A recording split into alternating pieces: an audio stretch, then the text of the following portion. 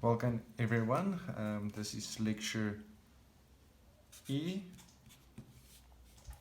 and in this lecture we will discuss the bubble sorting algorithm.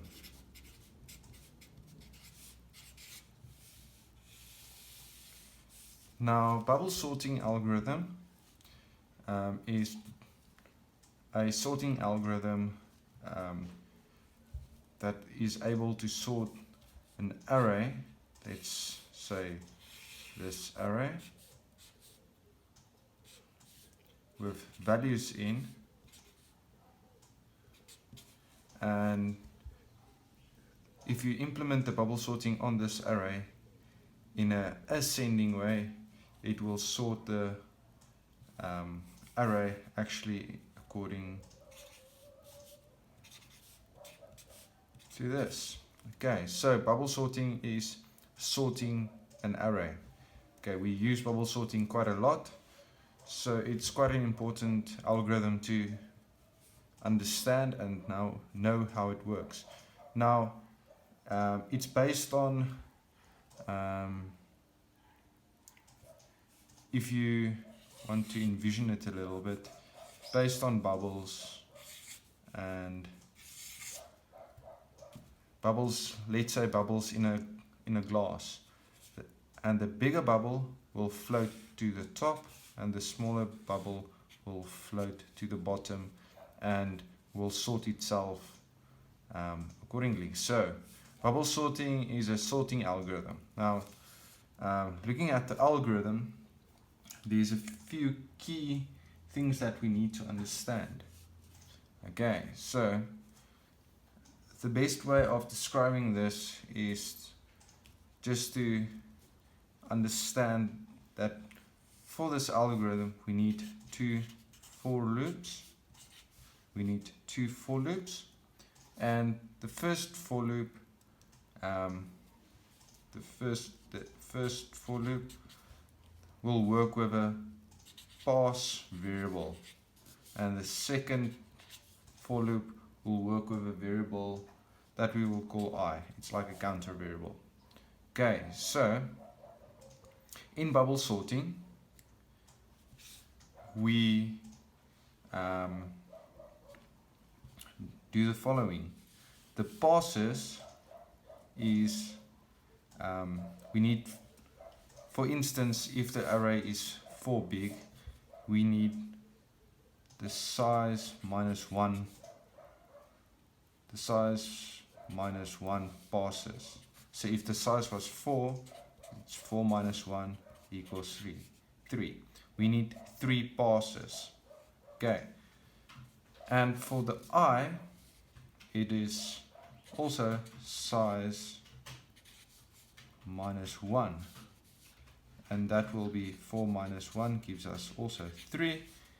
But now the inner for loop works with the array itself, and we know that the indexing starts at 0, so the size here will be 0 to 2, that it's 0, 1 and 2, that it's equal to 3. Okay, so that's just the basics. The best way of this explaining the bubble sorting algorithm is actually to look at a example. Okay, so this example is an array with the following values in it: 3, 2, 1, 4 and 5. So don't ignore those blocks for now. We want to sort this array in an ascending manner, so that 1 is to the left, or the smallest value is to the left and the biggest value is to the right. So let's quickly go and calculate our passes. Now this array is 1, 2, 3, 4, 5 big. So the amount of passes needed is 5 minus 1 equals 4. So we need 4 passes. And I, working with the array, is also 5 minus 1 gives us 4, but we know it's in a range from 0 to 3. Okay, now let's start looking at this piece. Now this blocks here resembles the bubble sorting algorithm in its essence. The columns will be our passes. So this will be pass 1, pass 2, pass 3, pass 4. Okay. And the next, the rows, if we look at the rows will be I is equal to 0, I is equal to 1, I is equal to 2, and I is equal to 3.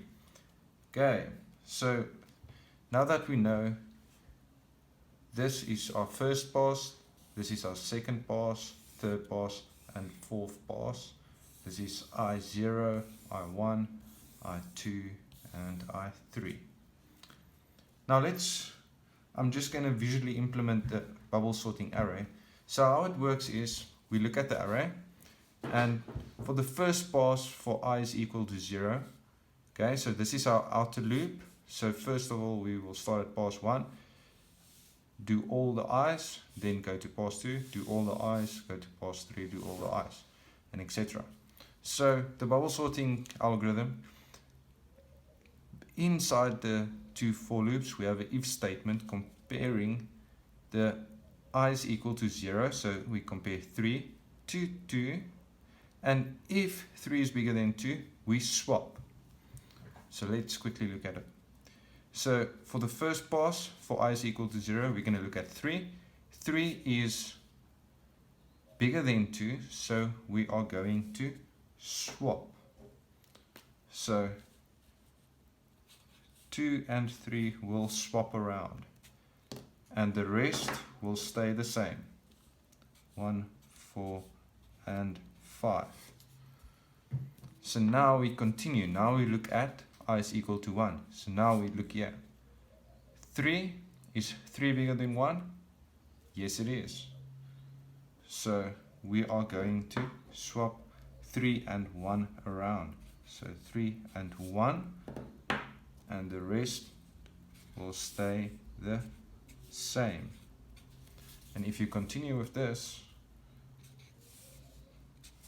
and we swap 3 and 4, do we want to swap 3 and 4?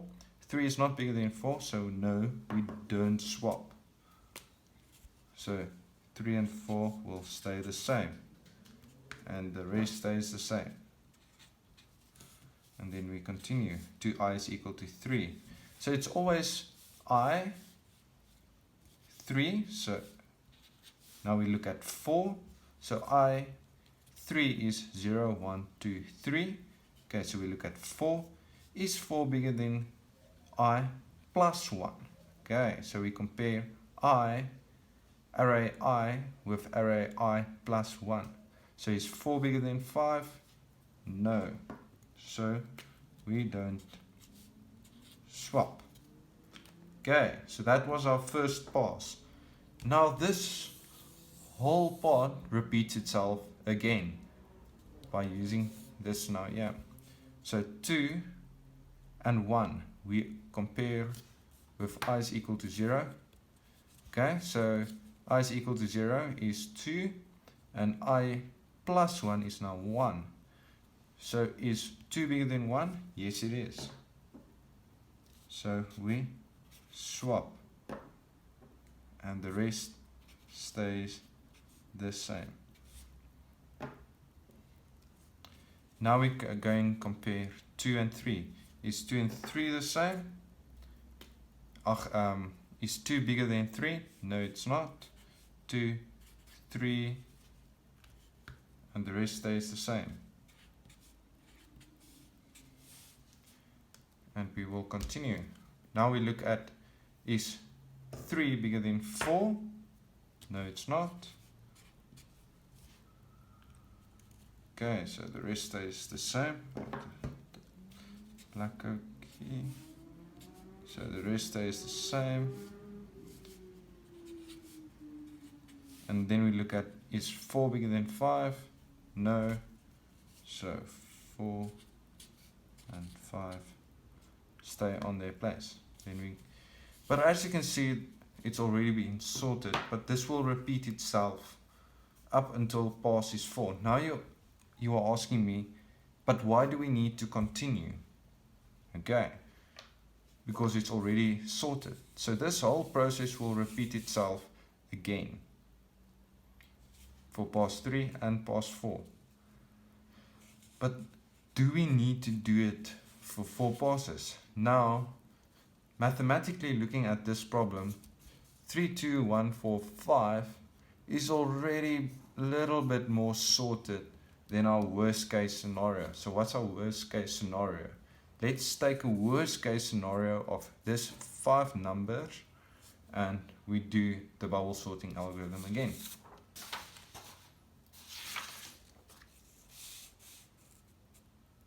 So our worst case scenario would have been 5, 4, 3, 2 and 1.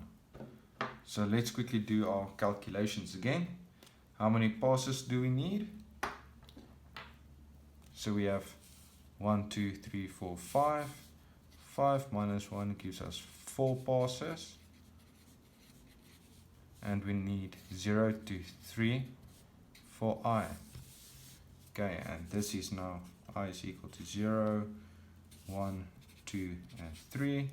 And this is pass 1, 2, 3, and 4. So now let's start doing our algorithm. So is 5 bigger than 4? Yes, it is. So we swap them around. And the rest stays the same.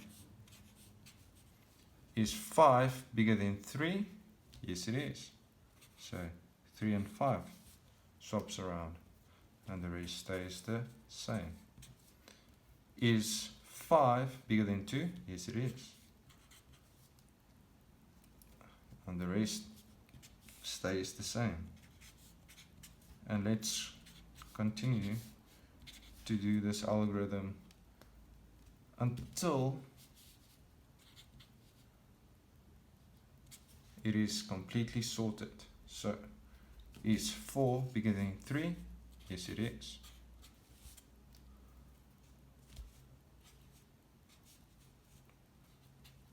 Is 4 bigger than 2?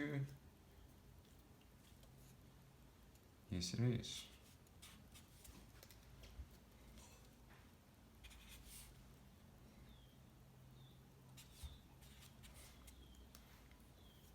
Is 4 bigger than 1?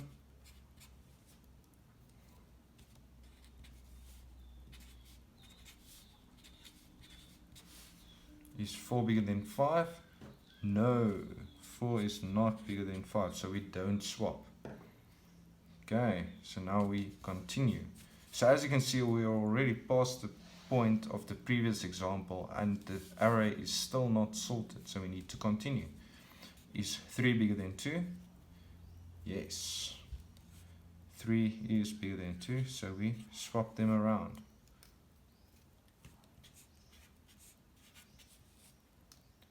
Is 3 bigger than 1? Yes.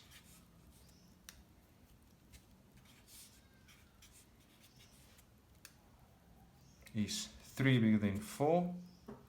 No. 3 is not bigger than 4.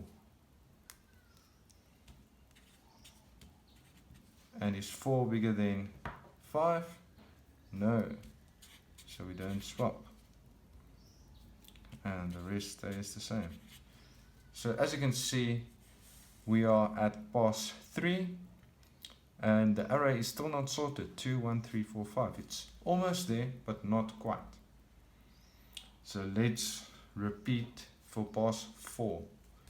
Is 2 bigger than 1? Yes. So we swap around. Is 2 bigger than 3? No. 3 is not bigger than 4. and 4 is not bigger than 5.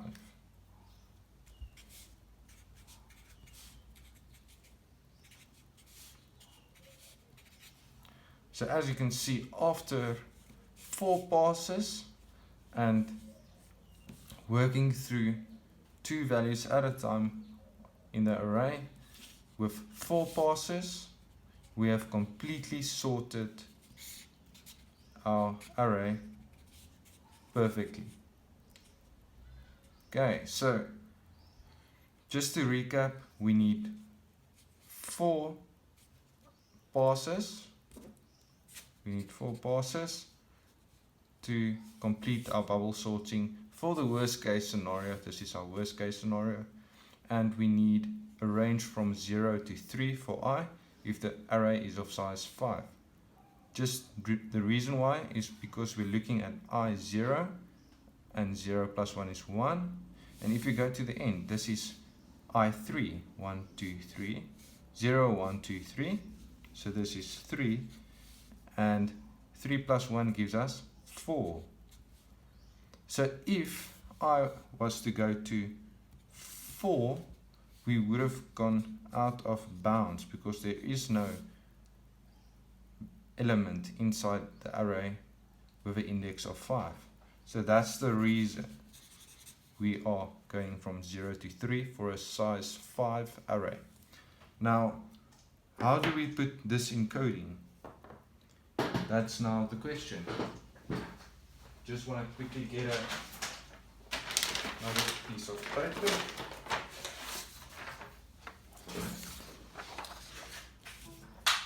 Okay, so now we need to put this algorithm into coding. So as I said, we need 2 for loops. So let's start off with our first for loop. Our first for loop is our pass. So we need to create a pass. Oh wait, I'm going to use a different paper, made a mistake. So we need a for loop for our pass 1, 2, 3 and 4. So we need to go and create int pass. So pass starts at 1 and pass is smaller than the size of the array, and we increment pass.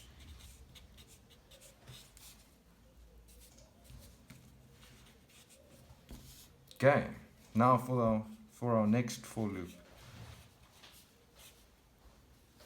we need I, integer I, and I starts at 0 because our first index of the array is 0, and I is smaller than size minus 1 because it's now going to, if this size was 5, 5 minus 1 is 4, but we only look at 0 to 3. Okay, and I plus plus. Okay, so we understand our for loops to work our way around this part here. For our passes, it's our outside for loop, and for our rows here, for I is equal to 0, 1, 2 and 3, it's our inside for loop. Now after we have our for loops, we need to start comparing. So that's why we use an if statement, and we go and compare array I to, if array I is bigger than array I plus 1. So that's our comparison here. So we are comparing if array I is bigger than array I plus 1. If it's true, we need to swap it around. Okay. So how do we swap 2 variables around? Okay. So to swap variables around, we need a variable called hold. You can name it whatever you want, but we like to call it hold. Okay, and hold will keep one of the variables safe while we swap the two around. Okay, so we will say hold is equal to array I,